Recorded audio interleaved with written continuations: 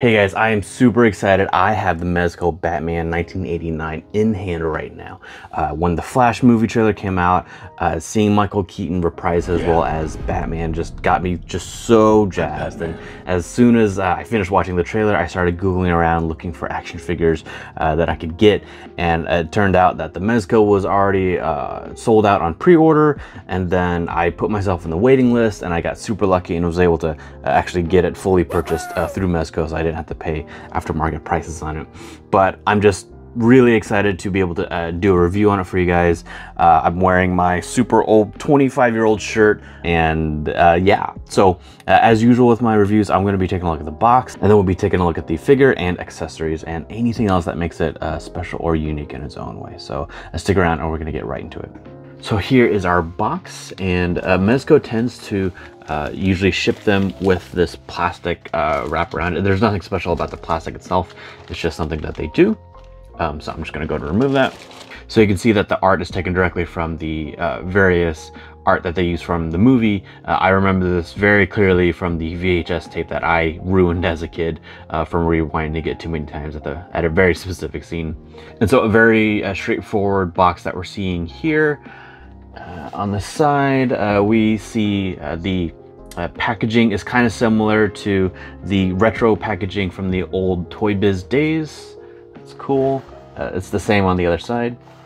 On the back, we have a still directly from the movie, I'm pretty sure. It is possible that maybe they're using the actual figure here, and I think here, and I'll do a closer shot of that. But it does look like that they are trying to replicate at least a few of the scenes directly from the movie using the action figure to really show how good that the figure is, or at least how good that they think it is. The top shows the 112 Collective Pose Play Display, just like we saw right on the front. And the bottom is that. So nothing real special there. And now let's open it up.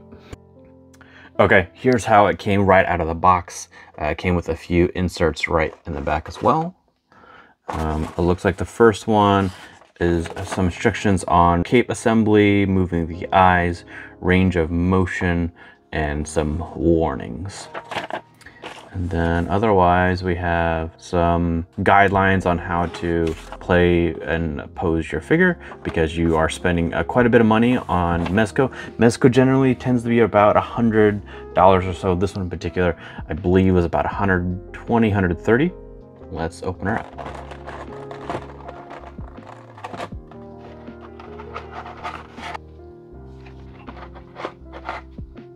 So the stand has a peg in there, likely so that he can stand with his foot attached. Otherwise, it looks like that the peg is designed to come out, and so that you can replace it with this for more dynamic posing. So I'm actually going to swap it out with this because I want to see what we can do with it. Okay, so before taking off the top layer, I do want to go over this real quick, just because if I take it off, then everything's just going to pop out. The way Mezco and even other manufacturers pack their figures is that they will wrap them in plastic to help reduce possible scuffing that might happen while the figure is in there and kind of jostles around a little bit. So if you buy one on the aftermarket and you don't see that there, then that would be because they removed it and thrown it away or something. For me personally, I tend to remove and then put it back inside the package, even if the figure isn't in there, so that I can save it and then put it back on there if I want to put it back inside of the packaging later on. And we'll go more into the accessories in just a second. So he's got 6 additional hands, and the first set are these gripping hands.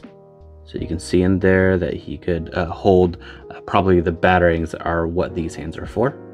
Then we've got these more open hands. I think these are also used for some holding. I think this is meant to hold the grappling gun, but could otherwise also be used as kind of a fighting stance hand.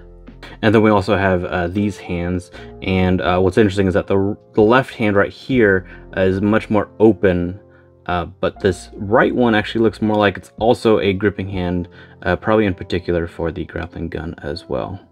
Speaking of grappling gun, here is the grappling gun in its 2-piece form when it's on the belt. I do not believe this can actually attach to the belt in any kind of way. Let's just double check though. No, doesn't hold.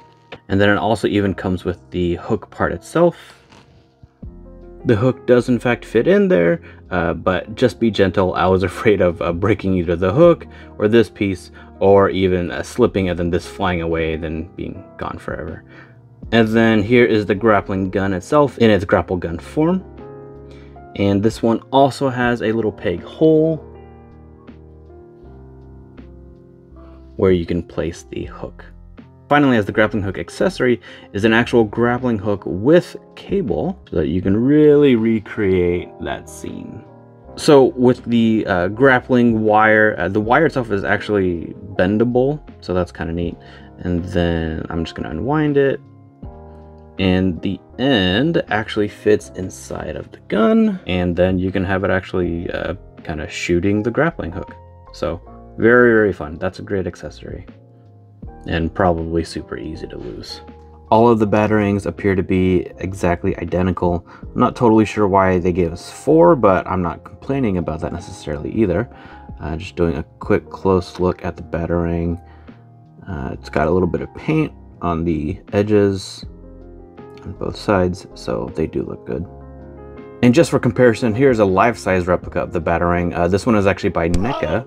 And if you see that it's got these ridges right there, and otherwise the shape, it does look pretty much exactly the same with the one provided by Mezco.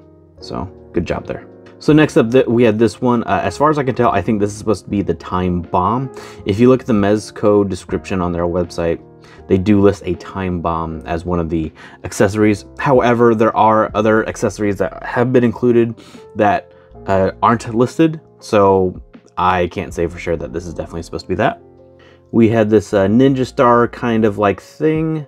Not quite sure. I don't remember seeing Batman use this in the movie. That doesn't mean he didn't, but there you go. One more accessory is always nice to have. Then last but not least, on this first layer, we've got this guy, which I'm not totally sure what this is supposed to be. I do think that it looks kind of similar to some of the stuff that is coming in the replica belt by NECA.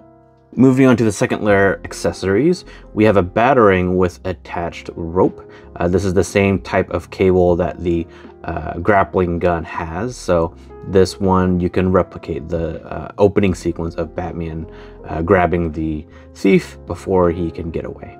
This one, I believe, is actually supposed to be his voice command for the Batmobile that he uses to tell it to shields up and shields down, and then to, you know, come to him and then stop.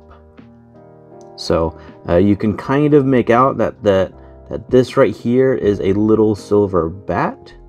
That's a lot of really tiny detail for a very tiny piece. And I think it's really well done, especially because in the movie, like, we know he's talking into something, but I don't think we really even know what it looks like. So this is pretty awesome. Last but not least, we have the very large grapple gun that he uses when he breaks in to where Vicky Vale is being held captive and then rescues her. So this would fit on his arm, and it's pretty sweet because this guy actually can move. I'll show you there.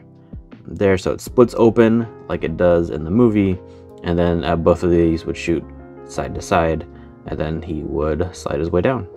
So here he is right out of packaging. I'm going to go ahead and take that off now. You can see that the color looks a little bit off, and I think that's because this shipped with a layer of powder that is, I think, meant to help kind of protect it again during shipment. There is an FAQ that Mezco put out that says that exactly what the purpose of the powder is, and that usually, you know, after, you know, playing with it enough, that it'll just kind of rub off as you're posing it. They also say that you can use a damp, warm microfiber cloth to wipe it off if you really want to, but I won't just yet. What's really interesting about the figure, though, is the heft. It actually feels a lot heavier than I was expecting it to. And the other interesting thing about this is that it actually is very rubbery. I wasn't expecting that either. What I understand about Mezco is that usually it's a figure that's, you know, usually plastic and things like that, and then they cover it with a cloth material, which is why I usually don't like a lot of Mezco figures personally. But this one is quite a bit different because the skeleton is actually metal. That's also in the FAQ, and it's covered in this rubber material. And I don't know if you noticed that, but we have this little thing in the back of the head, which I suspect is for the purpose of moving his eyes. See if I can show you now, but if I move the thing, you can see the eyes move. That is super cool. I think this is a first for Mezco. I could easily see why it took 3 years for this to finally come to market. I know there's a lot of people that were complaining about the pre-order taking very, very long, and I don't think they were wrong to complain. But this is super neat. Also interesting is that the belt is a lot more malleable than I was expecting. Ooh, that's very difficult to move up. In the FAQ, they do say that because it is metal, that it's going to be a little bit tough to move. But they say that after enough posing with it, that it should loosen enough to make it not as concerning. So yeah, so here's the belt. You can kind of see that I can kind of pinch it, and it seems almost too big, right? Because you can kind of see how I push it over to the side. You can see how much space there still is. But overall, I don't think that's too bad.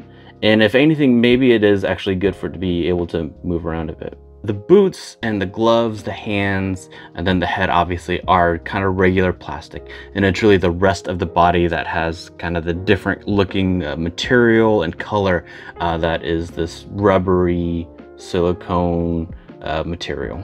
I just want to show as best I can at an angle that behind the figure is actually a cape. Behind the cape, there's actually also a bag that you can use to kind of keep everything together. But I suspect most collectors kind of leave everything in the packaging when it's not on display. So let's take a look at what this cape is and see how it compares to the other one. So the difference between the two capes is just that this one has a wire to allow for posing, and the other one does not. So that's fairly straightforward. All right, now let's see if we can actually get the cape on him. So let's see about removing the head. Okay, so looks like they're using magnets. That's super cool. I really like that. So what's interesting is that the rubber body goes all the way up till this part, and then there's a hard piece. This piece with the magnet inside of it is hard, is a hard plastic. You can kind of see the seam of where they join together. So you can see that there's a notch right here, and at the top of the cape there's also a notch. So I suspect that this is supposed to be able to go around this piece. So I'm going to try that, because the first time I tried it, it didn't sit quite right. Okay, so I was able to get it on, and in fact the plastic clip that's a part of the cape is actually supposed to clip in underneath on each side of the plastic bit that's part of the body. So it is difficult to get in there, but it's not impossible to do. You want to kind of turn it inside out as much as you can, and then just kind of do what you can to kind of get in there and snap it in, and then you should be good to go. And then once you do that, then you can snap on your Batman head, and you have your Batman. Now that we have the cape on, let's actually look at the other heads. Here's our first alternate head, and here's the original head that came with it. This one is unique because it does have the ability to roll the eyes. The other three alternate heads besides this one do not have that ability. So you can see that the one on the left, the first alternate head, has a slightly open mouth, and then as far as his eyes, he's just kind of looking forward, and that's kind of it. Here's the second alternate head against the first alternate head. The eyes look like they're kind of basically pointing in the same direction, with the difference just being the partially open mouth and the closed mouth. And then here's our battle damaged Batman head. So you can see a bit of blood on the mouth and cheek, and you can actually even see that the mask is supposed to be a bit damaged. So you can see it right there, and you can kind of see it right on the eyebrow there too. And then we'll just bring in the original eye rolling Batman head just for comparison. Super cool. I really like this one. It's a really nice touch for them to include. So the articulation on this guy is real interesting, because you can't see where the actual parts that connect are, right? So even though we know that he can bend his arms, it's kind of scary because you also don't want to break anything. Even though it is a metal skeleton. That in their FAQ they do say, you know, be careful bending too much because you might accidentally rip the rubber or something possibly worse. So you can't really go higher than that because the cowl interferes with additional movement up, even though technically it looks like the body is capable of moving higher up. So it can even go that high, and I wouldn't want to go higher than that. And let's see how high he can go before the cowl gets in the way. So it looks like you can do kind of a punch, but then it looks like as you start going more that the cowl then gets in the way of more uninterrupted articulation. We do know that we have most likely double jointed elbows in here. I say that because we can't actually see that it's double jointed, but we can see that we're not getting just a 90 degree, but closer to a 45. And because his muscles are just so big, we can't get any closer than that. It's nice that the gauntlets actually have their own level of movement and articulation too. Let's see how the abs go. That's pretty good ab crunch right there. That's great. That's solid. Yeah, I'm not sure how I feel about that belt kind of moving all around everywhere. It's getting kind of frustrating. All right, as far as our legs, let's see if I can get this up. Okay, so we can go kind of all the way up like that. So I don't know if I can go more than that actually. So that's not perfectly 90 degrees, but that's very, very close. And then let's see if we can go the other way. That's pretty good. And I definitely wouldn't want to go more than that. I would risk ripping something. We can get him into a perfect Jean-Claude Van Damme splits. So that's pretty cool, fully out. I assume double jointed knees, but again, because we can't really see them, I can't say for sure. That is as far up as we can go. But he does have these nice meaty thighs, so he probably can't get him higher than that anyway. And then for our feet, we obviously have the ability to go up and down, which is great. We can go side to side. The boot is obviously moving too. Ankle has its own separate movement, and then we do have ankle tilt. And all that feels nice and smooth, so that's great. I would say though that the rubber body is kind of strange. It doesn't look too bad right here, I think because of how reflective the cape is. But when you compare the body to the boots and the gauntlets, you can see that it's quite a bit of difference in color, and it's more kind of a gray almost, or a dark gray versus black, which is what it should be. To me, that's harder to overlook than some of my other problems. I also am not a big fan of the cape. I don't like the fact that, you know, we see all the seams here.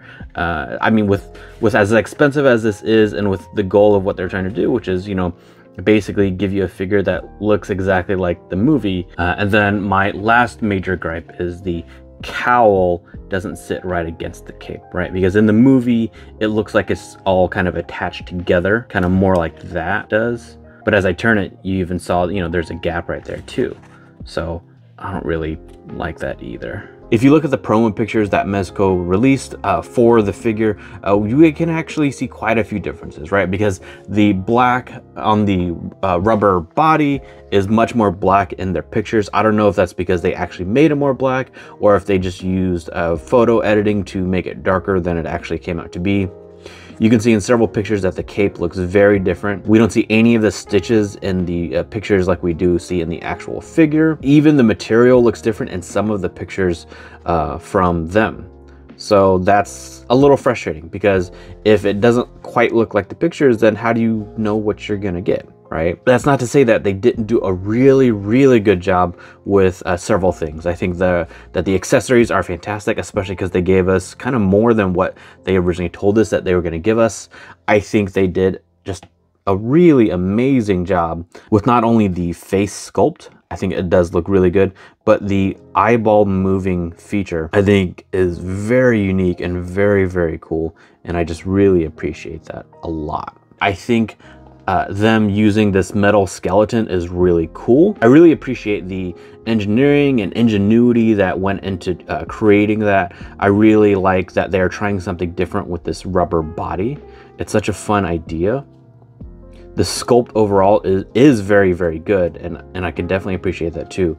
But if I were to have seen this video myself before making the decision, I probably would decide not to get it in lieu of a different Batman figure. Between the body being more gray than the way the pictures look, and the cape, you know, having all the lines and the stitching being really visible, I'm pretty bothered by that, especially considering the price being, you know, $110, $120 something dollars, and how it was advertised differently in the pictures. If that's how it looked in the pictures, at least I would have a better idea of what I was getting when I, you know, paid them money.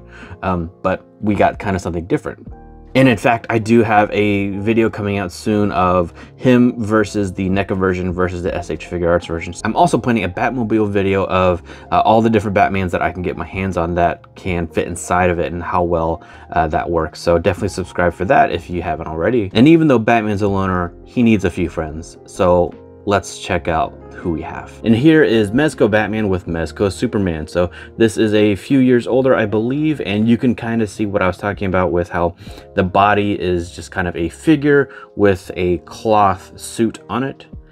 And so this is kind of the typical Mezco release versus the Batman here. So this is a very new, very different engineering, which again, I think is really cool that they're doing that. And I think these are kind of the two characters that a lot of people like seeing together. And with that in mind, I've got a few more for you. And I'm super excited to show you guys our retro live action Justice League. So these actors and characters have never actually come together before, but this is how they could potentially have looked if that ever happened. If you like where this is going, then give me a thumbs up. And if you want to see more, then let me know in the comments below, and I can make a buyer's guide for you guys to help get them for yourselves as well. Now, like I said, I probably wouldn't get this Mezco Batman if I knew what I know now. And if you want some more help in knowing what I know, then check out my NECA Batman versus knockoff Batman video over here.